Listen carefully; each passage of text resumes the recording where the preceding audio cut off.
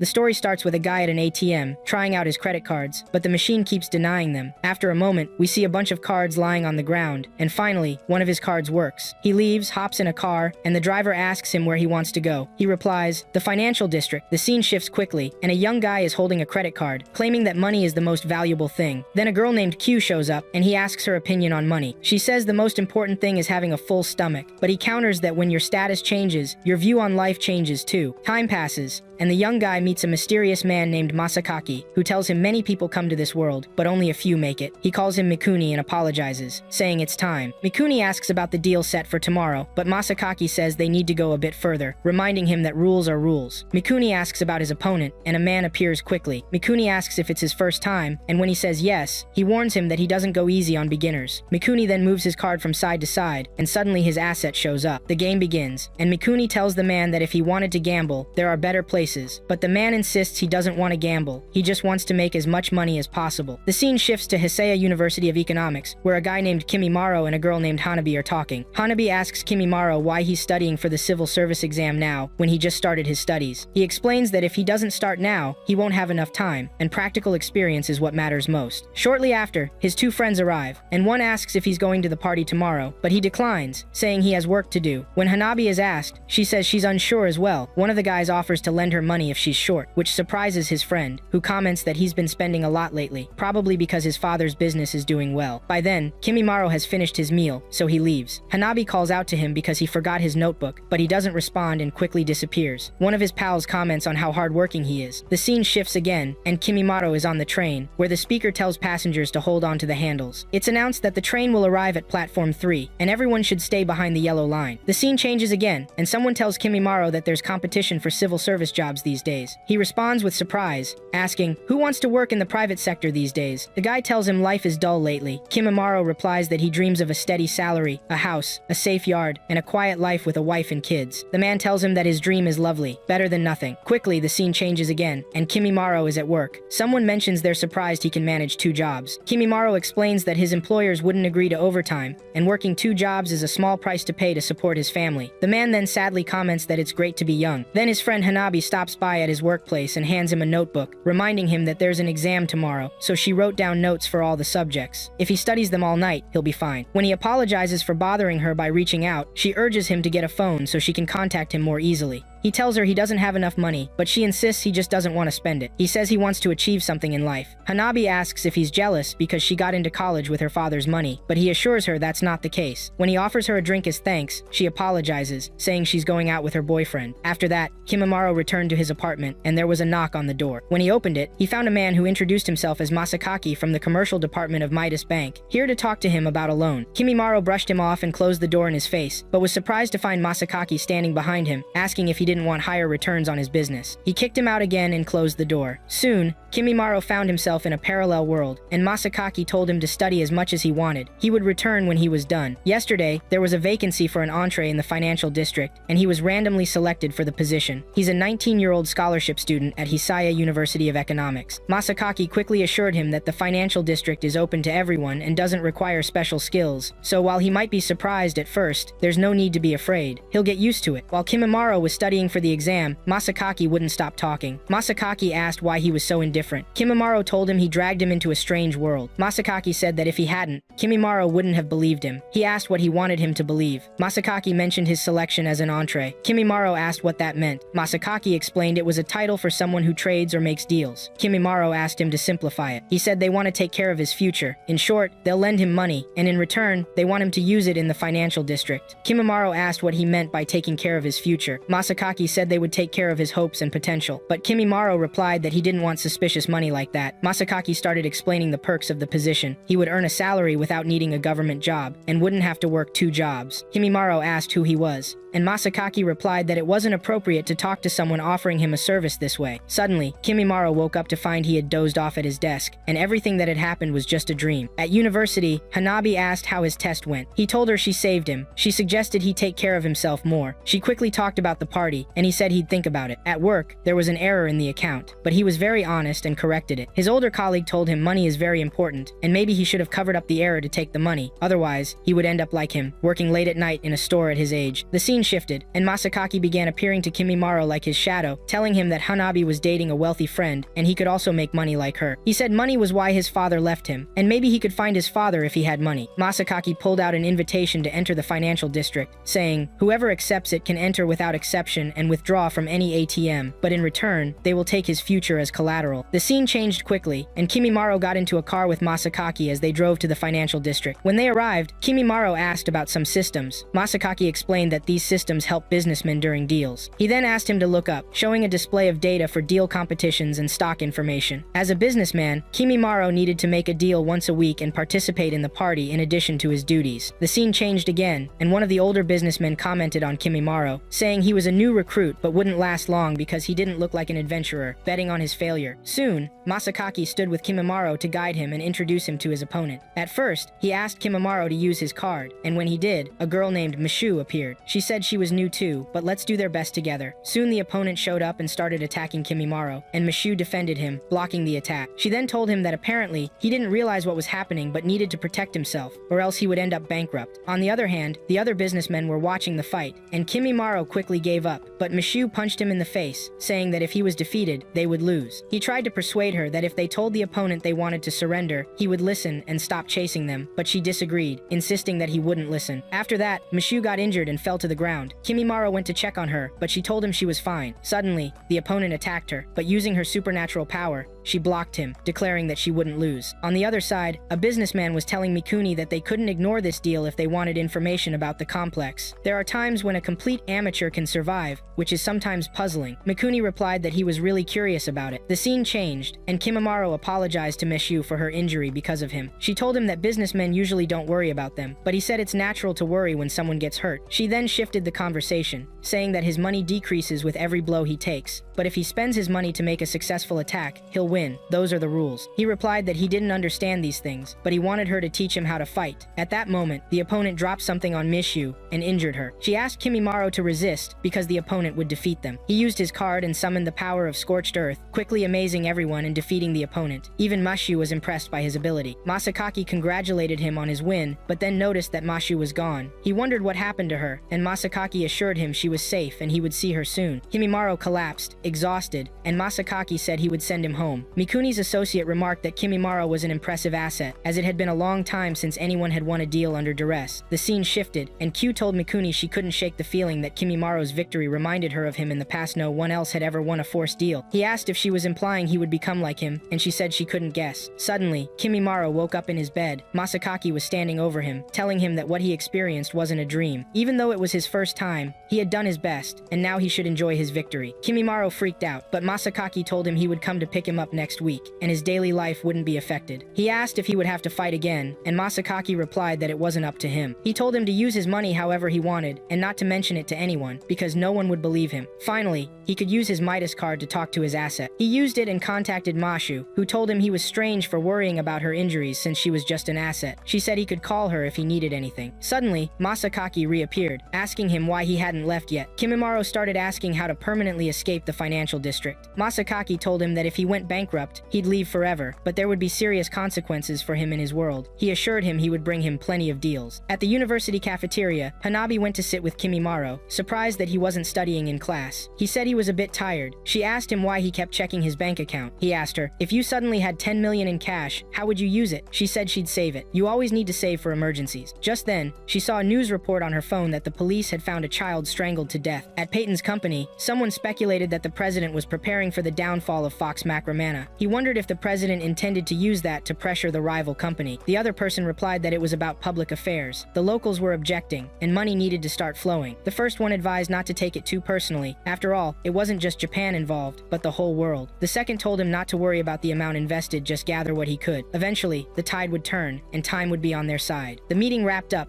and someone brought news about Kimimaro, a 19-year-old second-year economics student at Heisei University, living a tough life. The scene quickly shifted, and Kimimaro began using black money from the Midas Bank in his daily life, but when he tried to use it with a customer, the customer got angry and called it dirty. When an elderly colleague of his intervened, the customer hit him. Mikuni then stepped in and resolved the situation. After the dust settled, they talked, and Kimimaro realized that Mikuni was also from the financial district. Mikuni told him to chill and learn how to spend Midas money. They had a conversation where Kimimaro insisted he just wanted a decent income and a simple life, not a lot of money. But Mikuni pointed out that he was just trying to escape the game and needed to focus on what he was doing. Each of them had a purpose there. A car zoomed by with a woman named Sato inside. She asked the driver to take her to the financial district. He told her that gambling wasn't right for women. She replied that she knew, but she just wanted to watch. Gambling was more exciting than deals. She breezed through the gate to the financial district, mentioning it was her 51st time crossing it, including 11 times for deals. She was just a beginner entrepreneur. The events suggest that the size of financial districts correlates with the size of a country's economy. The largest financial district among them is the Far East District. The scene shifted again, and Sato showed up, asking George, her asset, to take her to watch the deal. The narrative explains that the city is filled with many people, the most crucial of whom is Mikuni, the true controller of the city, along with the young man trying to win. The city's future would be determined by the deals, and this is what Sato felt. Kimimaro was struggling with insomnia, thinking about Mikuni's words. Mikuni had told him that running away from challenges was like running away from his parents, and he needed to recognize his own abilities. Until then, he would wait for him in the city. Events continued to unfold, and someone mentioned that the organization he worked for was interested in uncovering the truth about the financial district, its purpose, and how Midas money affected the real world. They had some vague info about the financial district, mostly from clients who had been there, but they were nowhere near the truth. The organization had sent investigators to each district, and he was assigned to Tokyo, where he was watching someone who moved freely in the financial district. They were most interested in Mikuni and had no clue about his main job. He held many positions, making it tough to know which was real, but it was likely he worked as a consultant at the Ministry of Finance in the Financial Investment Department. In reality, he's a shady person who conceals his influence over the government, finance organizations, and major corporations. Even mentioning his name in the media is a no-go. His face is unrecognizable to the world, but he has made several investments in the financial district and is clearly trying to inject Midas money into the real world. He wants to expose Mikuni's true identity. The scene shifted again. A policewoman knocked on the window of Sato's car, asking why she had been stopped for so long. Sato inquired about Ozma. The policewoman informed her that this had been her area for a while, and she didn't recall anyone with that name in her precinct. In a hotel room 2 months and 3 weeks ago, Sato received a call about a deposit made in her name. She started checking her account, claiming she didn't remember getting a bribe from anyone. Masakaki appeared and told her that she had become the first member of the organization to enter the financial district. In a village, Kimimaro sat in front of his aunt, Kyoko, and told her he had some questions. She guessed he was going to ask about his parents, and told him they had taken good care of him before disappearing. He asked her if they had made any profits or left behind any records. She allowed him to look through all of her brother's belongings, asking him to return everything to the spot he found it when he was done. He quickly spotted a Midas notebook among the items. He then contacted Mashu and asked her where Masakaki was. She said he was definitely at the bank and suggested Kimimaro come to the financial district. Meanwhile, in the financial district, Sato was in a deal with an opponent. Sato quickly won using her asset's power. When Kimimaro confronted Masakaki and asked about his father, Masakaki denied knowing anything. Suddenly, Mikuni approached him, calling him bold for causing trouble for Masakaki as soon as he entered the financial district. Mikuni then took him to an information collector, who revealed that his father was a great entrepreneur obsessed with deals. One day, he lost a deal, went bankrupt, and then committed suicide. The police couldn't identify him. Kimimaro asked about his father's personality. The collector replied that he didn't know much. They only talked professionally. But his father would do anything for extra money and was nicknamed the Miser. He assumed that being his son, he must have inherited some luck in battles, but he advised him not to follow in his father's footsteps and to do his best because life there was more important than in the real world. The scene shifted, and Mikuni took him to his favorite spot, saying he could see the entire city from there. When Mikuni asked if he wanted to keep making deals, Kimimaro replied that he didn't intend to, believing that if his father hadn't gotten involved and lost his business, he wouldn't have abandoned him and his mother and would still be alive today. Mikuni wondered why his father was making all that money. He then admitted that his father had also profited greatly. They faced financial struggles when Kimimaro was young, and his little sister suffered from a serious illness. She could have been treated, but his father chose to invest the money in his company, allowing it to flourish. Mikuni asked if Kimimaro knew what his father did with the money he earned from the city. Before Kimimaro could answer, Mikuni did so himself, stating that he bought out his father's company and took everything from him. Kimimaro shot back that he'd do the same if his dad were still around. Mikuni told him that even if he didn't understand the dad thing, parents greatly impact their kids, which is why he was where he was today, despite his different personality. Kimimaro retorted that his mom and grandma deserved all the credit for shaping him since he had no memories of his father. He pulled out his dad's notebook, saying it was all numbers with not a single word about him or his mom. So, he really earned the title of cheapskate. Mikuni tried to reason with him, suggesting that maybe his dad just wanted to provide for his family. He explained that his father's goal was likely to secure a good life and stability, while his own thinking was taking him down a worse path than his father's. He advised Kimimaro to find someone to share the burden of spending that money with, to keep making deals, and to think about what he'd use his money for until the next deal. Somewhere else, Sato was reporting everything about the city to her organization. She had gone to headquarters asking for a way to stop Midas money from spreading in the real world, but she learned that halting that money's flow could lead to danger in the real world. In the financial district, Kimimaro was in a deal with an opponent named Ibarra, but he quickly lost and went bankrupt after a big entrepreneur invested all his shares right in front of him. Masakaki then told Ibarra that he lost and should be punished, thanking him for his brief time with them. Kimimaro was curious about the shares, so Mashu explained that each asset has 10 shares, meaning he could sell 9 and get them back later. After that, Kimimaro met Mikuni and thanked him for investing his shares to save him from financial loss. He asked about the return, but Mikuni told him he was mistaken. He was on the verge of bankruptcy and needed some of his assets' shares. Their interests were aligned, but Mikuni's belief that he had saved him made Kimimaro feel like a good guy. On the way back, Kimimaro chatted with the driver and wondered about the fate of losers. The driver said it was up to the entrepreneur to decide what happened. He admitted that his father had committed suicide due to his losses. Kimimaro replied that this often happens to prevent losers from causing problems for their families, but the driver mentioned that they still got into trouble. He said his opponent actually knew him in real life. Meanwhile, someone was claiming they controlled a third of the financial district, and if they exceeded 50%, they could dominate the whole area, but those people needed to join in. Another person said they would come to them when they saw the need. A third person stated that the Starling Guild's ideas would transform the entire financial district, and eventually, the guild itself would become the financial district. In the university cafeteria, Kimimaro heard news about a child's death due to a severe injury. Hanabi mentioned that such news was becoming more common, but he wasn't paying attention. He spotted his teacher, who was his opponent from the previous night. He ran up to him and apologized, not knowing things would end this way, and expressed his happiness that his teacher was okay. His teacher suggested they meet at noon and go somewhere together. The scene shifted, and the teacher recounted that the day before, Masakaki had come to him and invited him to the financial district. At first, he was unaware of anything, but then he got excited. Kimimaro asked if he needed money to support the children, but he replied he wasn't interested in them, unlike his wife, who didn't know how to save money, making it hard for him to support his family with just his teaching salary. The financial district seemed like a solution to his problems, but he didn't know why he was making deals. He expressed that he didn't understand why he was fighting, but he knew his father had committed suicide because of it. The teacher related to his feelings but asked if it wasn't strange to trade away their future for Midas money. He realized the weight of that thought only after going bankrupt. Suddenly, the scene changed, and the teacher's wife appeared. He thought she had already given birth, believing she was on her third child. He was surprised when she told him his teacher came home yesterday, screaming and asking about the children, and was quite drunk. Then his teacher took him outside, saying that after his bankruptcy, everything changed, and his children existed only in his dreams. He curiously asked what his father had lost. The fact of his existence felt like mysterious luck, so he apologized for losing to him. However, the teacher cautioned him about losing, saying his life would turn upside down like his. He suggested it would have been better if he had joined Mikuni's Starling Guild, where many entrepreneurs had signed up. They might not win big, but they wouldn't go bankrupt. The scene changed again, and Kimimaro asked Shimada how many kids he had. Shimada replied he had no children and no wife. Kimimaro inquired about his desire to marry, and he mentioned no woman would accept a man of 60 working in a night store. The scene shifted once more, and another deal took place. Mikuni asked his opponent if he was sure about not joining his guild, then apologized because he would win. The fight heated up, and Mikuni was on the brink of losing and going bankrupt, but at the last moment, he summoned Sleeping Beauty, and soon his opponent lost, leading to Mikuni's victory. Kimimaro congratulated him, saying he was strong and amazing, but he didn't want to be like him. In his view, real gain was not winning too much or losing too much, so the impact on the real world would be minimal. Mikuni quickly mentioned his guild, explaining that to minimize real-world effects, they win, but just by a thin margin. The key to managing deals is a strong sense of calculation. It's crucial to fully understand one's adventure using their own strength. An adventurer must gauge the strength of their opponent. The wealth, knowledge, intelligence, and physical strength they possess should serve them. The more aware they are of their own resources, the better they can assess their opponent's capabilities in deals. Assets are their most vital strengths. Kimimaro pleaded with him to share everything about assets. Mashu responded, wasn't he supposed to ask her about that first? The scene shifted, and she informed him that their opponent was attempting attacking randomly, so they would try to exhaust his energy and analyze his movements. The opponent remarked about Kimimaro. He's a guild member? That's annoying. While Kimimaro told Mashu that he believed they could win without going with this plan, he aimed to control the deal. She replied that he was really odd, but that didn't matter. She was just an asset, and without his commands, she couldn't even activate a micro. At that moment, one of the guild members stated, "It's time for our members' deposits." Afterwards, everyone pulled out their deposit cards. Events unfolded swiftly, and Mikuni encountered someone, while on the other side, Kimimaro was battling his opponent. The fight heated up and Kimimaro was soon injured, but moments later, he triumphed over his opponent, and then Mashu said, "That's good." At the organization's vice president's office, Mikuni was meeting him to propose a deal to halt budget cuts, and if the state got deeper into debt, he would cover its financial deficit. After Mikuni left, the assistant asked the vice president about him. He described Mikuni as a man who would shoulder all the state's debts alone, and without him, the state couldn't function. The assistant questioned what Mikuni would gain from helping them. He said he only wished to assist people. The scene changed, and Kimimaro appeared with the driver, who asked him how he felt after defeating his opponent. Kimimaro sensed that the tables had turned, and began to experience the bitterness of defeat himself. He replied that his opponent's loss was simple, and wouldn't cause any issues. The driver mentioned someone whose house burned down due to a simple loss. Events continued, and Kimimaro called his aunt, who said she was going to the hospital for appendicitis, assuring him not to visit because she'd be fine soon. At the university, Kimimaro was shocked to find he had failed a subject that hardly anyone fails, surprising his classmates. Then he met Hanabi and anxiously asked if anything had happened to her, or if she had gotten sick. She told him that, in fact, her application to be a trainee teacher at her old school had been accepted, but there were many applications, so she was a bit worried. The scene shifted again, and the vice president welcomed Sato back, saying, "Safe and sound this week." They quickly got into business birth rates, and wealth were plummeting, while suicide and crime rates were soaring. Sato grumbled, "This doesn't sit right with me." She inquired about his plan, but he explained that their organization wasn't global enough to act that quickly. However, he believed the intel she'd leaked was solid, and he felt bad for not returning the favor. The action cuts to Kimimaro, who was chatting with Mashu while slurping a bowl of ramen. Mashu was amazed to see him eating. She didn't even know what food was since assets don't eat. She asked if she could try some, and he promised she could next time. In the financial district, a new deal was being struck between Kikuchi, who Mikuni had fought previously, and a guy named Saizawa. Then, things started happening fast. Kimimaro heard on the news that the giant pharmaceutical company, Basho, was experiencing drug shortages and a massive financial deficit, all due to suspicions about its president, Kikuchi, and allegations of product falsification. The company's sales were tanking. The scene transitions to Kimimaro with his mentor, who warned him that if Basho went bankrupt, the economy would lose 100 billion yen. With the company's collapse, 10,000 people would lose their jobs, and their futures would be ruined. He then inquired about Mentor's wife, and the mentor sadly replied that she was gone. He no longer knew if he was living in reality or a dream. Kimimaro quickly got some information about Basho from someone, and then went to confront Mikuni with what he'd learned. 5 years ago, FE acquired Basho Pharmaceuticals, along with all its debt. This reduced the damage in the real world, especially since Mikuni was the owner, despite being a foreign investment firm. When Mikuni heard this, he didn't deny anything. He admitted he took immediate action to limit the damage in the real world using the money he made with the guild. When Kimimaro asked him why he did it, Mikuni explained that there was no way to stop Midas money from circulating in their real world, not even by getting rid of the organization. So, the Starling Guild had to do their best to minimize the fallout from the deals. They bought Japanese government bonds with Midas money to prevent their collapse. They had no choice but to balance both worlds, especially since the real world had accepted Midas money and coexisted with it. Stopping it now would cause problems. Kimimaro told him he understood they couldn't live without it, but he couldn't accept it. Meanwhile, someone asked Mikuni why he was so interested in Kimimaro. He replied, "He's clueless about money, and he doesn't seem like he's studying economics at university. He's the opposite of people obsessed with money, who are uncontrollable." Elsewhere, Sato was at the organization, complaining about the recent negative reports, and warning the president about the methods used in the financial district, stating they would destroy humanity. However, he refused to stop Midas money, saying, "This isn't just my decision. There are things even bureaucrats can't fix." In the financial district, Kimimaro officially joined the guild, even though he was still training to balance deals. He entered a new deal, and the asset started attacking him. Mashu helped him. Moments later, they defeated the asset, but they didn't know who its user was. The opponent quickly showed up, and they took him down. Afterward, Mashu started talking to Kimimaro about winning and losing, and how he felt when he won. Then they sat down to eat, but he seemed really odd. He started looking at her and mentioned that he heard assets are the embodiment of the future. Suddenly, someone came up to him and said he would face him in the next deal, expressing admiration for Mashu, noting that her horns were charming. Then he offered Kimimaro a deal, asking asking him to think about it and get back to him. After he left, Mashu said he was dangerous. As for Kimimaro, he was trying to remember where he'd seen him before. He started gathering information about him and found out he was recognized by many non-profit organizations. His activities started with donating vaccines to developing countries and spread to other areas. He also has a nurturing side and cares for children, to the point where he is nicknamed the Prince of Volunteers. While Kimimaro was walking down the street, Sato suddenly kidnapped him, claiming she just wanted to talk, and he could tell her where he wanted to go, except for the financial district. She offered to cooperate with him, saying that if they didn't destroy the financial district, the future of the country would be in danger. After that, she gave him time to think over her offer and asked him to get back to her after he had thought about it. But he was confused. Who should he trust? Her or Mikuni? Suddenly, a car started chasing them, and they fled quickly. The scene shifted, and Kimimaro went to Sonoza to learn about the country's economy. Sonoza told him that the truth was that the large amounts of money coming from the Midas Bank were destroying the economic balance, and the guild was responsible for managing the deals from the inside and limiting their impact on reality. Every time they did that, the world shrank more. All that was left was a future without possibilities, making the present unnecessary. The scene shifted again, and Kimimaro was talking to a coworker about insurance. His colleague mentioned that he had an insurance policy since he was young, but things didn't go as planned. Kimimaro started to envy him because he was still young and had a chance to think about his future. The scene changed quickly after that, and Kimimaro met with Mikuni, who asked him what Sonoza had asked him to do, saying he had received the same request. Then he began talking about the future and the present, stating that if he lost the present, there wouldn't be a future. Kimimaro quoted Sonoza, "If there is a future without possibility, then there is no need for the present." He told Mikuni that Sonoza had said the same thing to him, and that this theory belongs to someone with power. Mikuni quickly mentioned the duel scheduled for tomorrow, and urged Kimimaro to do whatever he wanted in it, claiming that as long as he entered that city, he wouldn't escape from it. Events unfolded rapidly, and Kimimaro faced Sonoza. He mentioned that he thought Sonoza had considered his offer. The fight quickly began. Mashu noted that Sonoza was very strong and had no weaknesses. Moments later, she was severely injured and told Kimimaro that there was only one way to win, a direct confrontation. Things moved fast, and Kimimaro went to apologize to Sonoza for his loss. Sonoza replied that he was the one who was wrong for underestimating Kimimaro's abilities. He then mentioned that he would move his office and, from now on, would rely on donations and fundraising campaigns, since he could no longer provide the same support to poor areas due to his loss. He then gave Kimimaro a gift to deliver to Mashu. Mikuni recalled past memories of his father, telling him that money meant power, and that's what drives the world. He said that after graduating from university, he worked as a secretary for his father, who told him to simply observe and learn from him. The band he played with in college disbanded, and he lost interest in music, just following his father's directions. His father worked on building relationships, using under-the-table money to strengthen those connections. That was his power. He tried to pass all his experience on to Mikuni, his heir who would inherit everything after him. One day, while visiting his sick sister in the hospital, she told him that being a secretary wasn't right for him and asked about his music, saying she used to love it. The doctor soon informed him that her condition had worsened and was no longer stable. Though she could have been sent to America for treatment, his father's company was beginning to collapse. Mikuni's father then said he wouldn't send Takako to America because he had no extra money to waste. Mikuni felt it was like asking him to wait for her death. His father responded that there was no guarantee they could save her. Mikuni tried to convince him that they should at least attempt it, but his father refused. Mikuni exploded at him, pointing out that he calls himself a father, yet refuses to treat his daughter for the company's sake. His father replied that he was a businessman first, a father second, with responsibilities that were more important than family. Determined, Mikuni said he'd find the money himself to help his sister, but his father stopped him, assigned guards to his side, and locked him in his room for days, claiming the company's reputation would be ruined if he went out looking for money. One day, a guard came in and said he'd take him to see his sister at the hospital. There, she told him she was running out of time. That night, she lost consciousness and never woke up again. Mikuni immersed himself in work, and all that connected him to his father was work. Then, Masakaki appeared and invited him to the financial district. In the present, the relationship between Kimimaro and Mashu deepened. She asked him if the future worried him, and he replied that Mikuni said the future is important, but the present matters too. He was curious if she had ever lived in the real world before. She said she was fine in this world and wouldn't get bored with a strange person around, but she wouldn't mind trying. The scene changed quickly, and she found herself in the real world in front of a group of people eating. She expressed a desire to eat a lot of dishes. Meanwhile, Kimimaro encountered another opponent, who mentioned that he had recently joined the guild but felt it was better to stay alone. He said he had realized that, but the opponent argued some people are very lucky, suggesting he might be one of them. After that, the opponent asked, since the asset is the future of the entrepreneur, what future does he see for himself to become a monster? Kimimaro replied that he didn't know. He hadn't thought about it. The scene changed again, and Kimimaro was walking with Mishu following him. While he was thinking about everything that was going on, he was confused about the guild, the asset, and other matters. Mishu was wondering why she enjoyed being with him, even though he sometimes made her angry. He was telling himself that he didn't want to let anyone down with the wrong decisions, and he didn't want anyone getting hurt because of him. It was hard for him to decide which side to choose, Sato's or Mikuni. pennies. He quickly returned to the same opponent and punched him out of anger. The scene changed, and he was back in the financial district with Mishu, who asked him why he hit the guy. He explained that he just felt the need to hit him because he was mad. The scene quickly shifted, and Kimimaro was on his way to the financial district, but he noticed there were only 3 skyscrapers instead of 5. When he asked the driver about it, the driver said he didn't care about such things. Kimimaro thought to himself that the area had really changed since his last visit, but the driver advised him not to overthink it and to convince himself he was just imagining things. In the financial district, someone mentioned that if the interest rates and stocks in Asian countries kept going like this, the financial districts in Southeast Asia wouldn't last long and would go bankrupt. Someone else questioned the idea of countries disappearing if the financial district collapsed, and another replied that it was true. Before the Lehman shock, there was the land of economic power, the Caribbean Republic. But after the North American financial district fell, the country vanished. The scene shifted again, where Sato met someone who gave her information, and she quickly paid him. He asked her to pay in dollars next time instead of yuan. Then he told her that someone wanted to leave the guild, and she said if he could convince them, she would give him a lot of money. He then asked her if she was still interested in Kimimaro since he had some doubts about his Aseth, felt like he had seen it before, and he had some info about Kimimaro's father, but she wasn't paying much attention. She asked him to give that information himself. At the university, Kimimaro ran into Hanabi and asked how her studies and training were going. She said everything was fine and hurried off. Kimimaro then noticed his coworker seemed off too. While looking at the financial district data, he came across many stats showing negative predictions about humanity's future. The scene changed quickly, and Kimimaro saw his teacher, Ibarra, standing on top of a building. He climbed up to him and asked what he was trying to do. Ibarra said he was trying to get back his lost children who were taken as collateral for the future, and he had thought of everything he could do to recover them. He even gave up his asset and lost all his research, unable to find a way to get them back despite all that. He understood what Kimimaro was saying, but insisted he had to step back from the edge. However, the teacher replied that he had decided to commit suicide. As Ibarra was about to jump, Kimimaro grabbed his hand and pulled him back onto the roof, asking if he was trying to sacrifice his life to get his children back. Ibarra admitted he felt miserable since his children disappeared. Even thinking about his research left him blank. His path felt completely dark, and he couldn't concentrate on anything. He finally realized that Masakaki was right when he said he would take the future as collateral. He now felt like he had no future at all. Kimimaro told Ibarra that there was still time to do something. He planned to head to the financial district to find a solution to this dilemma. The scene quickly changed again, and Kimimaro stated he would use a lot of Midas money and then make a deal without wealth to spend. But this might cause Mishu some suffering. At that moment, Mishu told him she didn't mind helping. She believed he had his reasons. She didn't mind, and she quickly asked him about his plan. He quickly called for Masakaki and told him he wanted to give back the future to entrepreneur Ibarra, who lost a deal to him. In return, he would pay him far more than he wanted, even 100 times, but Masakaki refused, explaining that unfortunately, there was no such system in their world, and he didn't know why. Kimimaro asked him to take him to his boss or the top leaders, and he would talk to them. Masakaki refused and left him, quickly walking away. The scene suddenly shifted, and Kimimaro was asking an information collector in the financial district about a way to restore the futures of the people who lost. The collector told him that everyone who had tried to restore their future had failed, but there was one option: compensation. If people died because of him, he had to compensate their families. He believed that paying millions would be enough to make up for Ibarra's 3 lost children and his fetus, but Kimimaro replied that this wouldn't help him at all. Meanwhile, Mikuni was sitting next to his 6 sisters' bed. Sato was watching the news somewhere, where it announced that interest rates for currencies in Singapore were rising, and related stock prices were plummeting. There were still no proposals for a rescue plan. The economic recession continued, and officials responsible for the economy remained silent. Then Sato said, "So the East Asian region has hit its limits." In the financial district, someone was asking about Izarugi, who quickly arrived and apologized for being late, saying he had trouble getting out. His colleague complained that he should have at least called beforehand, because even a minute's delay could mess up the whole plan. Mikuni then said he wouldn't punish him for being late this time, but he would expect compensation in his performance. Mikuni then said, "The situation in the Southeast Asian financial district is worse than they imagined, so he's going to raise the defensive financial group's level to the next tier. Every guild member will go out and take wealth from others." Someone asked if he wasn't worried about the damage that could happen in the real world. He replied that the world was already in danger. He then handed over a paper listing the names of those they would deal with outside the guild, who were the 3 strongest opponents, and each began choosing their target. The scene changed quickly, and Kimimaro went to look for teacher Ibarra. One of the university staff told him the funeral would be held at his home in Hokkaido. He repeated in disbelief, "Funeral?" and asked what she meant. She told him he had died in a car accident yesterday. Meanwhile, Hanabi was feeling depressed and sad, appearing in her home as she received messages from her students from Kimura Yuna, Nagano Elementary School. Her students tried to check on her, deciding to write her a letter saying the week they spent with her was fun. She was a great teacher, and they wished she could have stayed with them longer. Kimimaro then learned that Ibarra had collided with a driver, and the driver claimed it was Ibarra's fault for running a red light. After that, Kimimaro met the information collector. They quickly discussed money, and Kimimaro asked if he hadn't had enough of what he had collected. The collector said he wanted to gather as much money as possible deal and advised him to be trustworthy. If he was trustworthy, he could get money whenever he wanted. When he asked why he bought the information, Kimimaro replied he needed it, and when asked why he didn't question the reliability of his information, he said it was because he got to know him through Mikuni. Kimimaro quickly returned to the financial district and burned all his money. Mushu was surprised but didn't object. At that moment, Sato told him that this wouldn't affect the financial district at all, and if he wanted to do something, he should act quickly because the end of that country was near. Then he confronted Mikuni to challenge his beliefs. In his opinion, the future is always there. Suddenly, he realized that Singapore would vanish, so Mikuni decided to go ahead with the guild's plan and told Kimimaro to just calm down and watch him. 3 hours ago, a private meeting took place at the IMF headquarters in Washington, D.C., where they talked about the drastic changes in the Southeast Asian stock market. It was confirmed that the country needed the resources from the financial district due to the recent economic depression. It was mentioned that an entree had already managed to enter the financial district. Then, the conversation shifted to a Caribbean republic that vanished after the North American financial district collapsed. The Lehman shock was the direct cause of its disappearance, and from this arose what is called DAI. 11 hours before that, Mikuni pulled out his card from Masakaki and said he wanted to use it. He was informed that in return, 20 years would be taken from his future, but Mikuni didn't mind. Somewhere, Sato was keeping an eye on the Hong Kong index, which showed that there were only 90 minutes left until C reached Japan. Stock trading had dropped to 32%, the Mumbai Stock Exchange had fallen to 48%, and the Singapore Stock Exchange had disappeared. Meanwhile, Mikuni was asking his colleagues whether the investments were going as planned. One of them replied, "Everything is proceeding as expected, and he's taken precautions so that the source of the funds can't be traced." In Shanghai, the stock market decline continued. Mikuni soon met with one of his colleagues, who asked him how he obtained such a large sum of money. Mikuni's thoughts drifted back to 11 hours earlier when he met someone and asked him to print a lot of money. There, Masakaki took him to have a closer look at the Midas press. In the present, Mikuni told his colleague, "Don't ask pointless questions. They'll manage to defend the real world anyway because they're working hard at it." It was soon announced that Tokyo trading was facing another day of falling prices. Despite the measures taken on the price index, trades plunged in the morning. At that moment, Mikuni was instructing his guild to buy up all the stocks to save Japan and its companies as much as they could. Masakaki soon appeared, congratulating him on managing to save the economy. The scene changed, and Sato was telling Kimimaro how Mikuni saved Japan, saying he invested a massive amount of Midas money, and in return, years were taken from this country's future. She asked if the effects of C had been stopped as a result, but she wasn't sure, stating that nobody truly knows the outcomes of Mikuni's actions. After that, the scene shifted to Kimimaro, who was speaking with an information broker, who told him about his father's asset named Moa. When he showed her a picture of Moa, Mashu noticed their resemblance, but he pointed out that Moa had black hair and was very strong. He informed her that she vanished after his father was punished. When Kimimaro expressed surprise at the similarity, the information broker guessed, maybe this suggests that his future is similar to his father's. The scene shifted again, and Sato told him this similarity means he and his father share the same goal. He remarked that this was merely her speculation, but she affirmed it at least proves that his father loved him. Bankruptcy for an entrepreneur means harm to his family, so she believed he tried to avoid that by escaping the district before his last deal. Since he is in the same place, he must understand the challenges his father faced. Events unfolded quickly, and he went to visit his friend Hanabi, whose mother called for her, and she rushed down to meet him. When he asked her why she was often absent from university and not answering her phone, she replied that she was sick. Masakaki soon finalized the deal to take 20 years from the future, just as he had agreed with Mikuni. Suddenly, Kimimaro noticed everything around him had changed, and things started to vanish. He remembered that these were the results of Mikuni's actions and quickly went to find Hanabi. He saw her curled up in her room. The scene changed quickly, and Kimimaro said, "The real world is going through something worse than the effects of C." She told him it might be too late to save those they had lost, but they could protect the rest and asked him to join her in reclaiming the future. In the financial district, Mikuni heard that the strong pressure from the US dollar was causing other currencies to collapse. He mentioned that America was trying to counteract the effects of C by using other currencies globally. Soon, he recognized one of the people in the news, an entrepreneur from the North American district. He felt confident that America's history is interconnected with the financial districts. Investors around the world support America, yet many countries have disappeared. The scene changed quickly, and Sato told Kimimaro that Mikuni was using printed Midas money again in the real world. She asked if he could be stopped, as this was definitely compromising the country's future. She responded that it had only been a few hours since Mikuni last used the card to print money, so she was planning to bankrupt him before he used it again. Then they could seize the card and erase the future by reversing it and returning the Midas money. Kimimaro warned her that Mikuni was not an easy opponent, but she insisted his weakness was money. The information broker suggested they could use his money against him by making the yen's price drop. Then the Midas money, tied to the yen, would become worthless, causing his wealth to vanish. In that moment, Sato made up her mind and told Kimimaro they had to attack before it was too late, and he must prevent the guild members from interfering. He asked if this plan would really restore the future and ensure no one would disappear again. The scene shifted, and Izurogi claimed to have enough money to buy a city. He described Mikuni and Sato as crazy for not knowing how to spend spend money. A colleague informed him that Mikuni had been aware of his betrayal beforehand. Sato soon challenged Mikuni to a deal, and Kimimaro also fought with a guild member, determined to hold out until Sato seized Mikuni's black card. Their fight grew fierce, with Mashu protecting Kimimaro and bankrupting their opponent. Meanwhile, the information broker made a call to sell the information he had, while Sato began her deal against Mikuni. Moments later, the media reported key news. The information broker pondered who would disappear first, the Midas Bank or Japan. As for Sato, she collapsed to the ground, exhausted, saying her strength had dwindled to the point she couldn't reverse the card because Mikuni's power exceeded all her expectations. She felt defeated. Mikuni asked her if she didn't want to win, but she told him she just wanted to hinder him as much as possible. He called her annoying, and she apologized for involving Kimimaro, then handed him her card, entrusting George, her asset, to him, stating it was her future. She soon vanished. Then Kimimaro got angry with Mikuni, saying his logic was odd. He was using the future to protect the present. He told Mikuni this made the assets suffer and questioned his concern for Q. Mikuni replied that if Q vanished because of his actions, he would disappear alongside her, but Kimimaro argued he no longer accepted that line of thinking. Soon, a guild member approached him and whispered something. He pulled out his black card and asked Masakaki to print money again. Kimimaro exploded, stating he wouldn't allow Mikuni to control the future again. Mikuni shot back that he was weak and couldn't stop him. Then Masakaki told Kimimaro, pointing at Sato's card in his hand, "With that card you can stop Mikuni." Kimimaro commanded him to proceed. Mikuni asked Masakaki why he was inciting Kimimaro against him, and Masakaki said he was following higher orders. The news soon broke that despite the price drop from the financial crisis in the Far East, the situation was under control, and vast sums of money had been deposited in the country's banks, which was responsible for the yen's sudden recovery. The scene then shifted, and Kimimaro and Mikuni stood facing off. Masakaki announced they had an hour, and the settlement would commence. Their fight soon intensified. Meanwhile, someone was informing an official that other countries had stopped trading with the Japanese yen. He responded, suggesting the day had arrived when a strong currency would weaken, and he instructed to prepare for confrontation. And on the other hand, the fight was still happening. But suddenly Mikuni regretfully told Kimimaro he thought he would become his successor. They were very similar, and it seemed their goals were the same, but their paths were different. However, Kimimaro didn't care about his words. Mikuni started using his strongest weapons, and Kimimaro got ready for the confrontation. The ministry ordered a halt to all currency transfers and banned the acceptance of the Japanese yen, leading to riots among the people. Meanwhile, Mikuni was telling Kimimaro that his sister wished today could last forever, which is why he's holding on to the present, so people can appreciate what they have and not stress about an uncertain future. Kimimaro responded that because of him, the people around him were disappearing, and no matter how hard he searched, he couldn't find them. So, what was the point of saving someone without a future? Things went downhill really quickly. The yen lost all its value, and so did Midas money, which meant the Far East district was about to disappear. Then, Masakaki Mikuni asked Kimimaro what he'd do after losing. At that moment, Kimimaro asked Mikuni to reverse the Midas money card. Mikuni gave him the okay. Kimimaro tossed the card, bringing back the future, and they both started saying goodbye to their assets.